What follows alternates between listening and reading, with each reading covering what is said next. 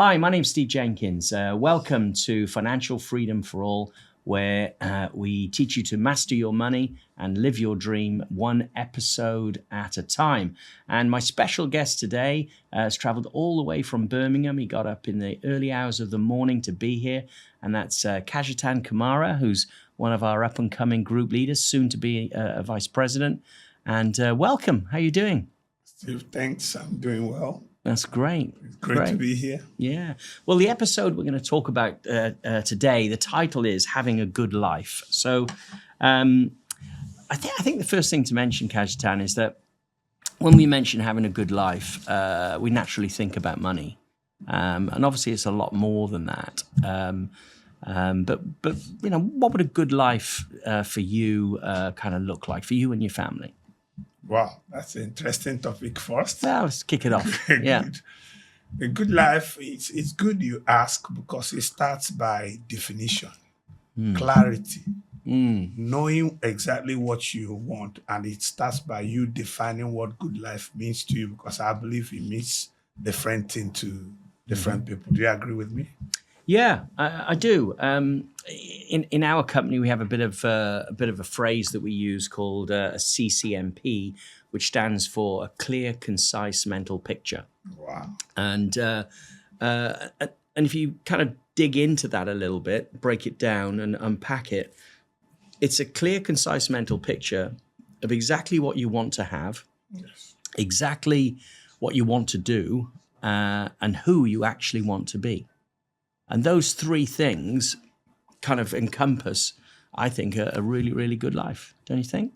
I think so, because when people have like a concise picture and they are clear where they are going, that's where the good life starts. Because then you avoid many mistakes.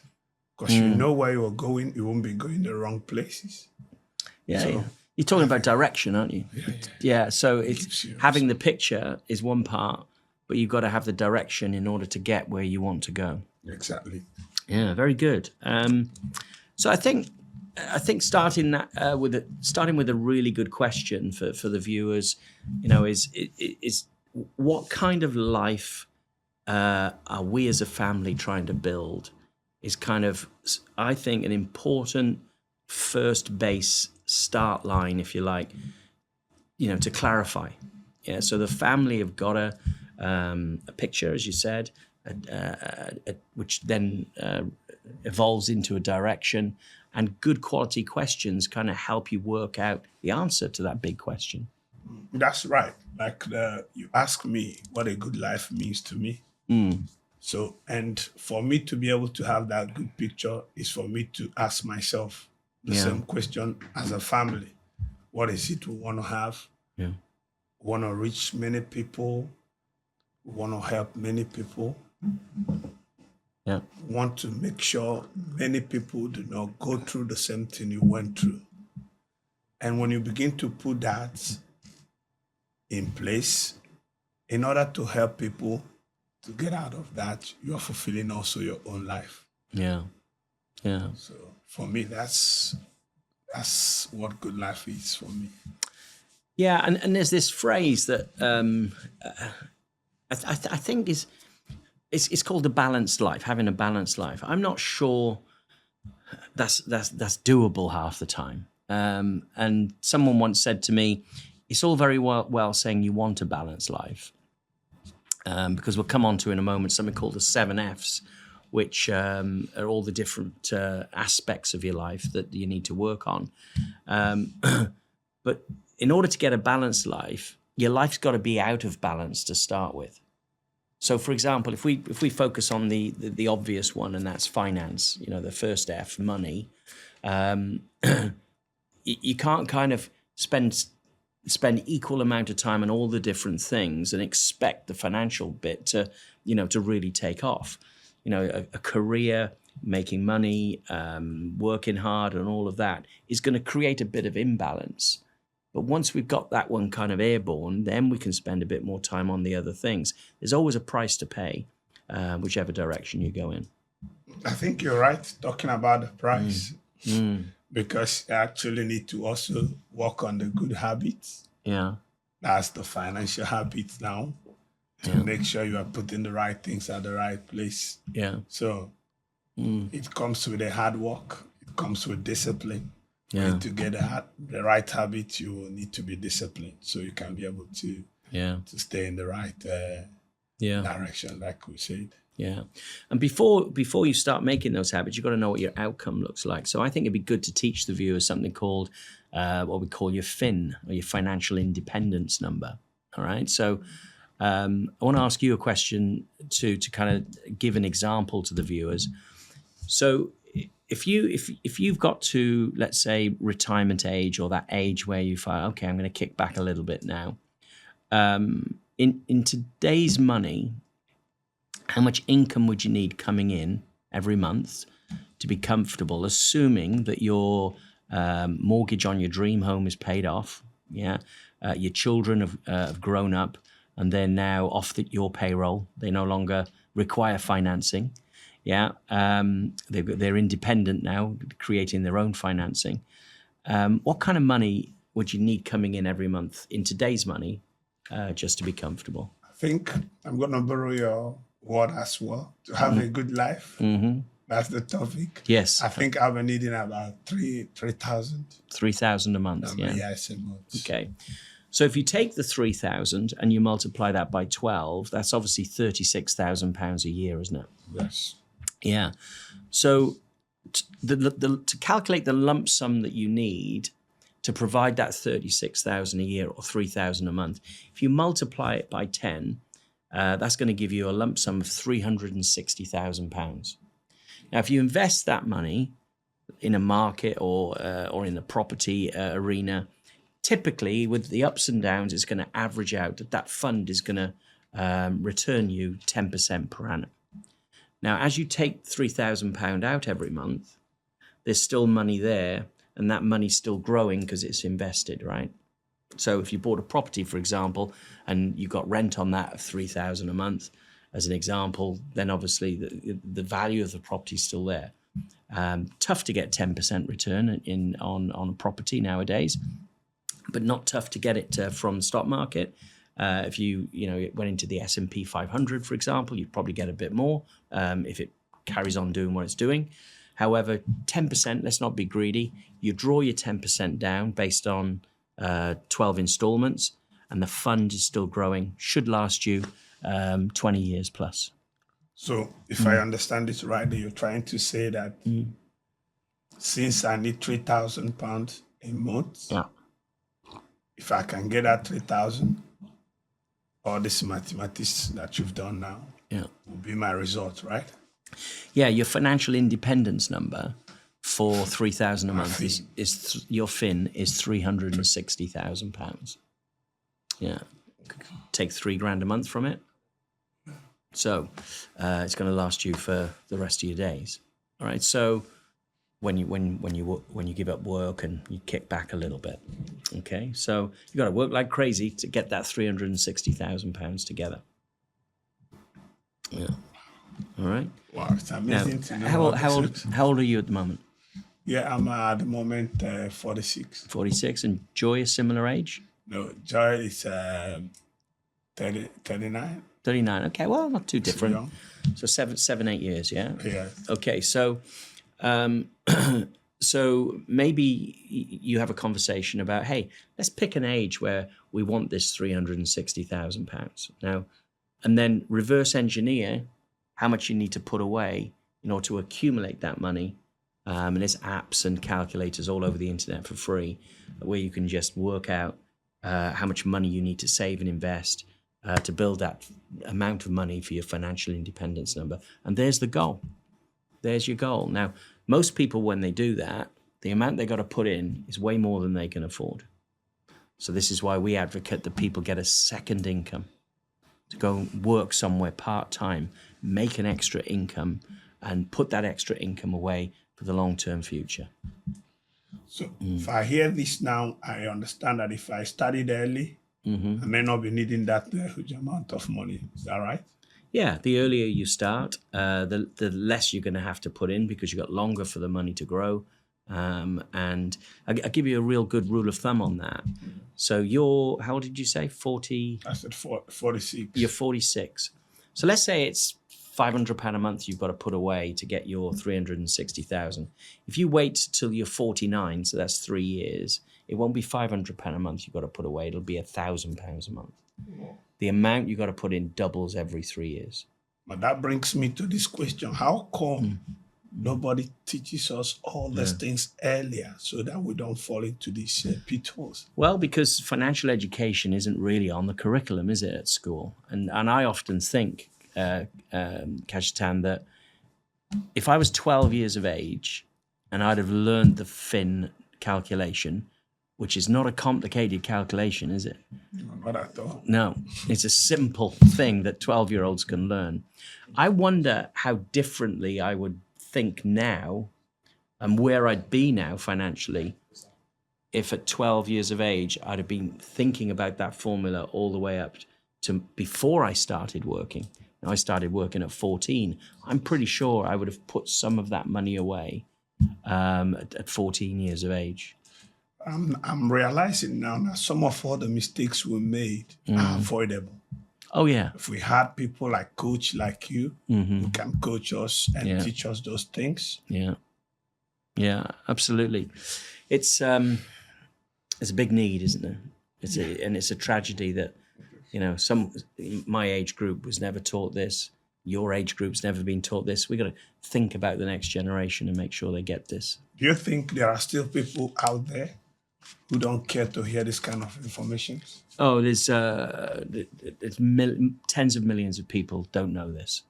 If you think about what we do for a living, which is deliver education in the financial sector and put together a financial plan for someone, we've done about 150,000 of them in 19 years. Now, that sounds impressive, doesn't it? It does. Yeah? It does. But when you work out the percentage of the population, it's less than 0.5% of the population.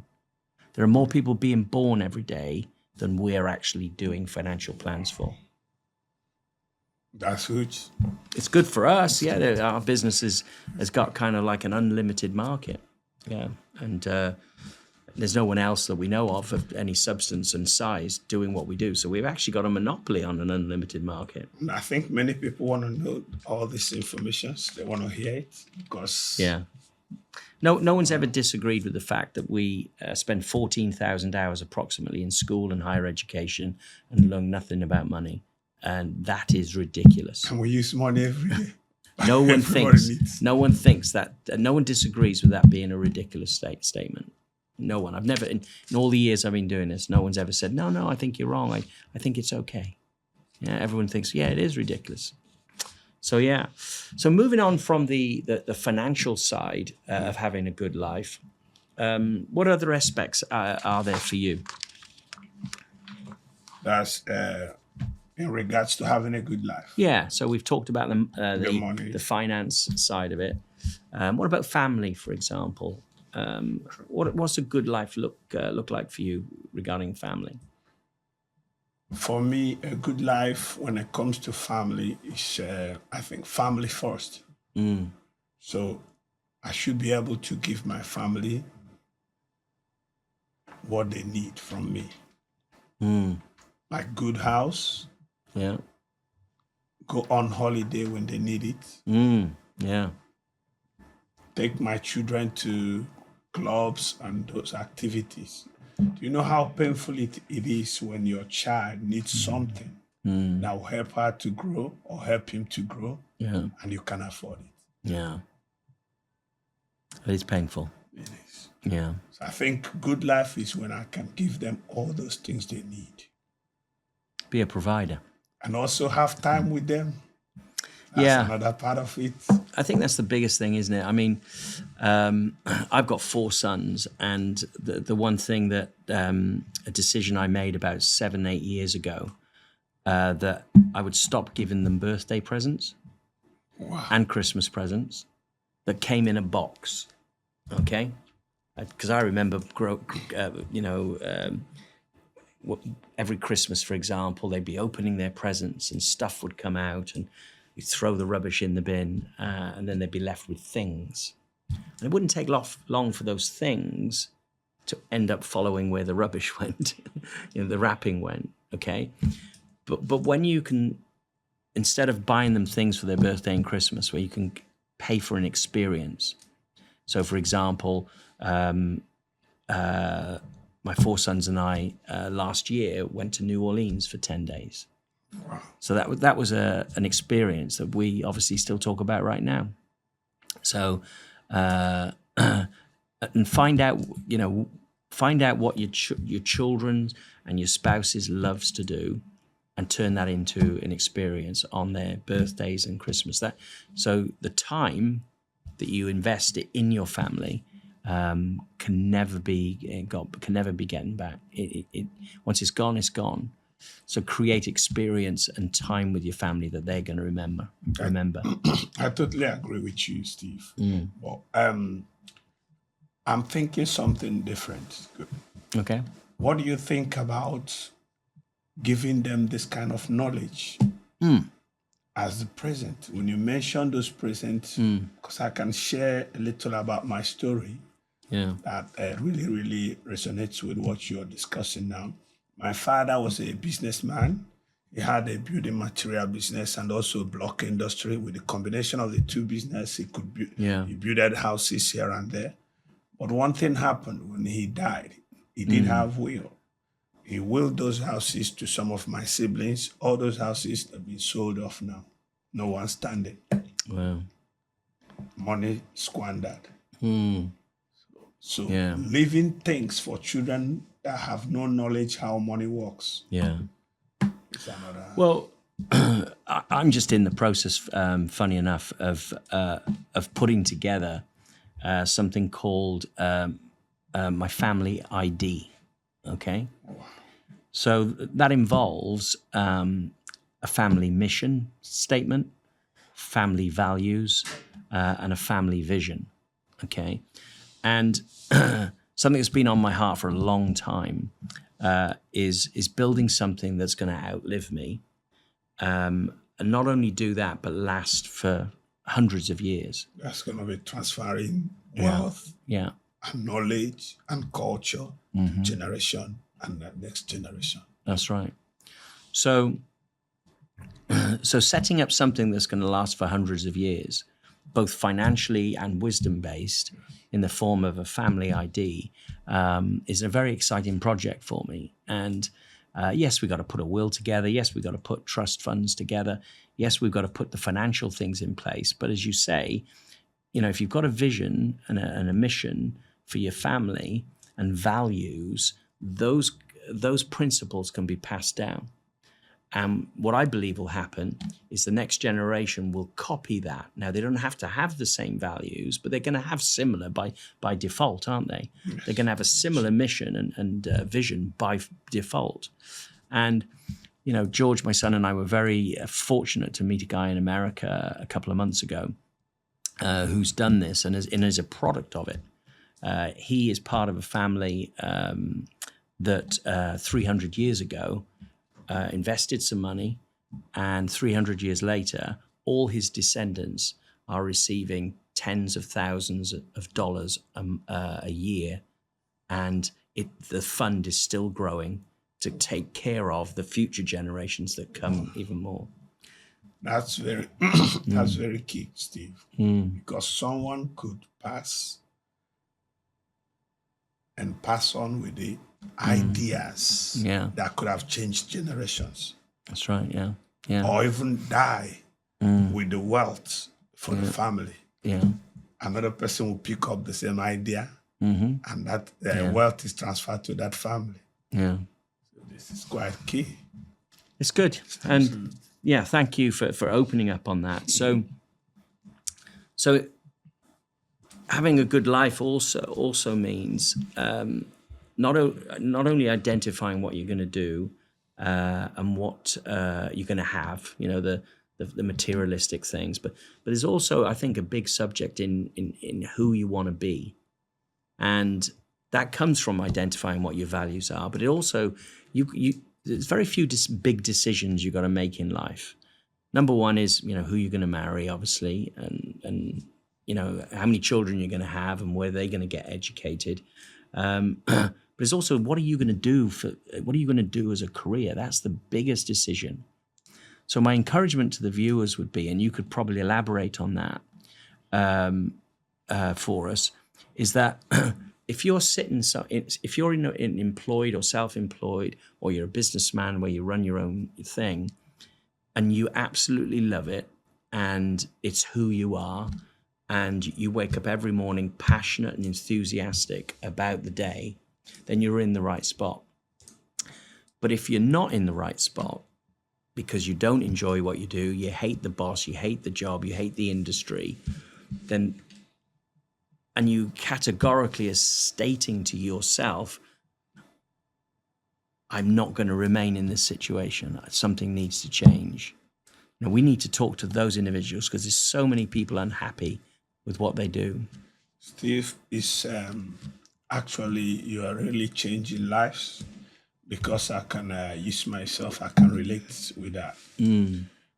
What made me come into this is because I thought this. I said, I've come into the life. I should have a vision. I should have a purpose. I should have a dream and goals. Yeah. But it looks like most of us just help other people to achieve their dreams. Yeah. Help other people to get to their goals. Yeah. Just working for them even when we're not happy, simply because we don't want to take that step. It seems hard to step into your own dream. So what I found out is that you will use your 20s, 30s, 40s, 50s, 60s, waiting 65, 67 to get retired. That's your prime age, your prime energy. You have given it out to somebody else's dream. So, but as we started, we talked about clarity. If you get clarity of purpose and dream, and you've got a goal, that's where the discipline comes to take that decision. Because it's not easy to step into your own goal, because you need some discipline and hard work. But if you can get out of that and step into your own, that is when you begin to live that fulfilled life. Instead of being unhappy and managing it and days are going, investing your energy on other people's dream. Yeah. You can as well jump, get into your own dream, or start it small, but make sure you get there. That's fantastic. Let's kind of reflect a little bit now on maybe some of the things that you've done with your family that have turned into great memories, and they make great family stories.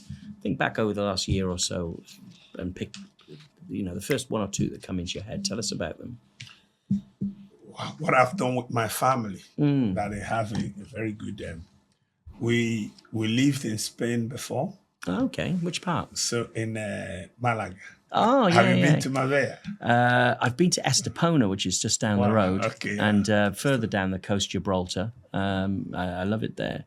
But yes, a bit glitzy for me. It's nice there. So when we got to the UK, so we decided we're going back to Spain. Okay. There is what they call feria. So it's really, really fun for family and children and all those things. So me and my wife decided we're taking our kids. Yeah. Because when we left, we didn't have children. We had them in the UK. Right. So we're going to take them to Spain to work for the feria. And it was so lovely. So we can now tell them story how mom and dad, because I met my wife in Spain. So that's one of the most lovely things. And my children would tell me that when I was going to Spain again.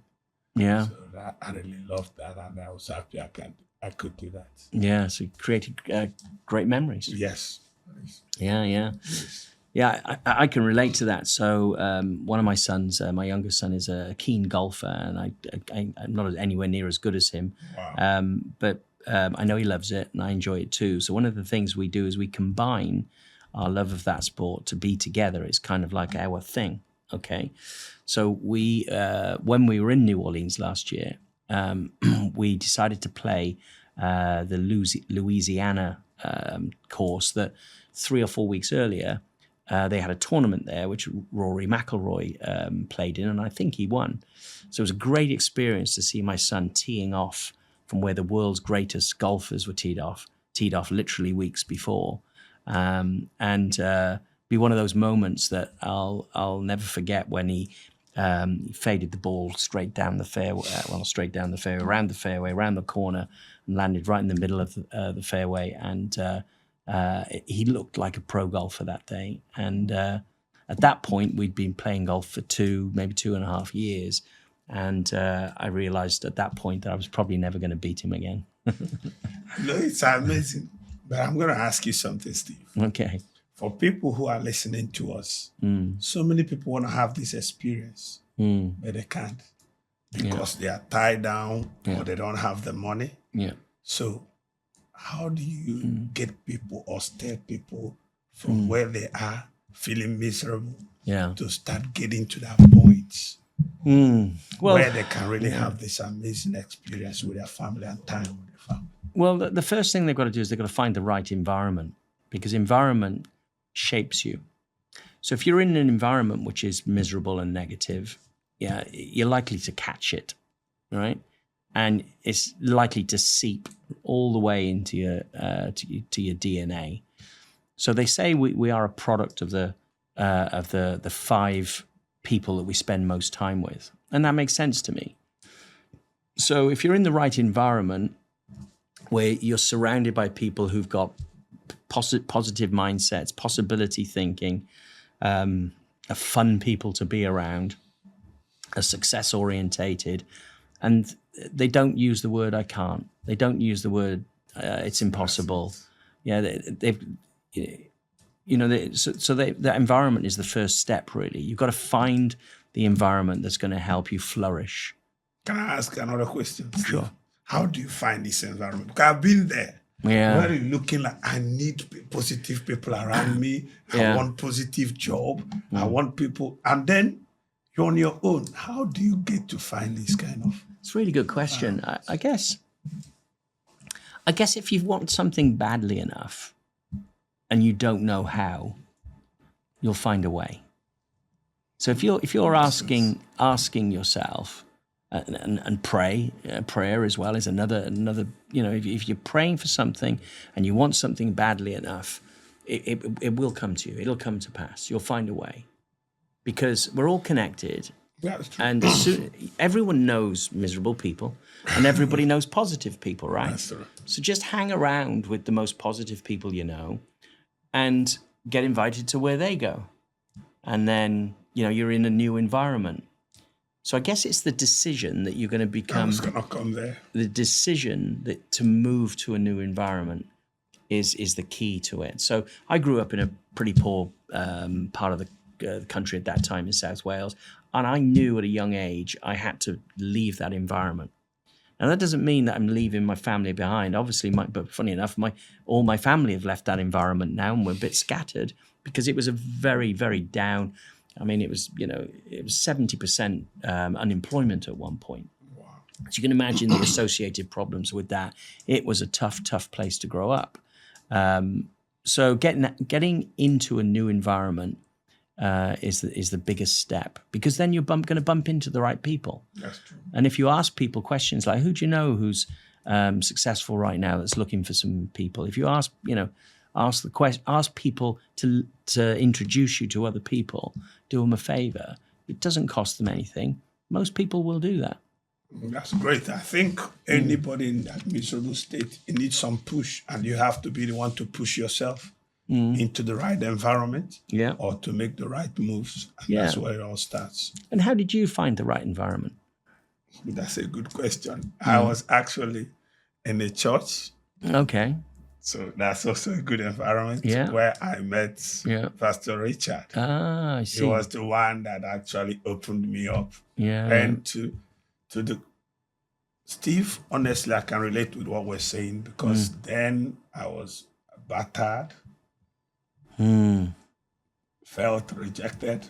Wow. Although I am a strong person, I wasn't showing it. Yeah. Just trying to get off it. That is to say, God answers prayer before I met Richard. So when Richard was telling me about what this is all about, I didn't hesitate because it was like an answered prayer. Right. So And how have your family reacted to you being in this new environment? How's it impacted them? don't go there. Well, because when I started, my wife was like, okay, let me see what this is all about.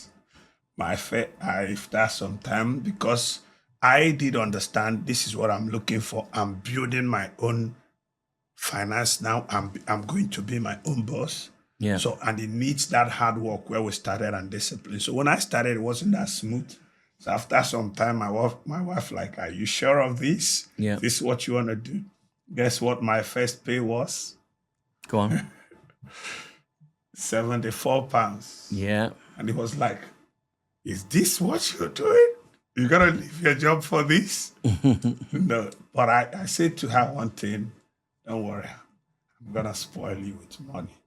Because she was just looking, and that's why many people are tired in what they are doing. Yeah.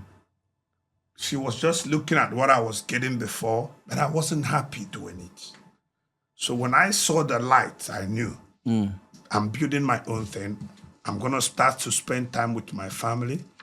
I'm going to start to do things that I've ever wanted to do. But it all started, I saw somebody who pointed me. That's what you said, to the right environment. Yeah. So, right, Steve. And you're doing great because you're working hard, you're paying a price, and your family have bought into that, knowing the future is going to be brighter, right? Yeah. So I want to ask you a question that's going to open your mind a little bit, because what's going to happen to you is you're going to get promoted, you're going to move up the ranks, and you're going to get to a point where more money's coming in than you need. Okay. So if you had an extra day right now, let's say miraculously you had an 8th day in the week, and but you weren't allowed to work that day, what would it look like for you and your family? Describe what you would do and how would it feel? That's a whole 8th day or the 80th day of Yeah. one day out. So of the Sunday, let's invent a new day. Let's call it Okay. Moon day. yeah, Moon Day. Okay. So Sunday through to Saturday, there's an extra day in the week for you and your family called Moon Day. What would you do? But you're not allowed to work. I'm not allowed to work. No. Just me and my family. Yeah. I would just spend time with them. Doing what? Okay. Doing things we like to do, like having fun. Yeah. And Steve, when I started spending time with my family was when I began to learn things I never knew about my family, including my wife. We had time to talk. Yeah. Many people never had time to talk to their spouse because we're chasing shifts, Yeah. need to get to job. Yeah. We started talking. I saw that my wife was so fun to be with. Yeah. Things will, because then you're too serious with work and everything, no time for jokes. Yeah. We had time where we can do jokes. I understand my family better because now we can joke about things and laugh about them. Yeah. So I think if I would have that time, Steve, I'll just spend it playing with my family. Even not even going anywhere, playing, spending time, talking, getting to know them. Because the more you know people, the more you can deal with them. That's right. Way. And the reality is you haven't got that 8th day, you've only got 7. However, what's going to happen as your personal growth and leadership ability increases in capacity, you're going to be able to do what you can do now in shorter time.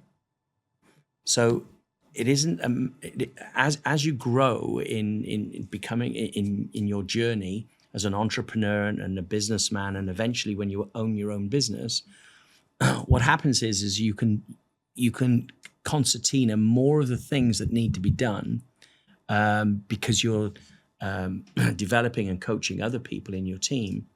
So that 8th day actually arrives, but it's in the form of one of the 7 days. So that fun experience you just talked about, plant a flag on your calendar in the future. where you do one of those every week. Maybe in a year's time, maybe in 2 years' time at tops. Now all of a sudden, not only have you got financial freedom, but you've got the freedom to do what you want when you want with your family. Wow. That's having a good life, isn't it? That's it. That's really the definition of a good life. Good. Wow. Well expanded. So Kashitan, we've talked about family fun and a few other things. What are your takeaways from what we've chatted about today? Yes, spending time with your family, and you made mention of something like your belief, your family culture and belief. Yeah. You start to build those things that can outlive you. Yeah. And you can only do them when you really plan out time for them and with your family together. I think that's that's for me. It stands out. Yeah. And actually the learning point of how all these things work, how money works, and passing it on to my children. That's the real takeaway. Yeah, it's great. And to add to that, I think a good life isn't about the money. It's about the life that you create. Because what money does is it gives you a tool to be able to create the life that you want. And you're not just successful from a financial point of view, that you're also successful in having great family time, having a lot of fun in life, doing what you enjoy doing. There's having a great faith-based life. Then there's having a great business, we call a firm, having great friends and relationships that you've built. Encompassing all of that is what a good life's about. Wow. And what does it cost? In one word? Focus. Wow. Mm-hmm. That's where the clarity comes. That's right. You need to be focused. Mm-hmm. So it's important to say that so many people are distracted.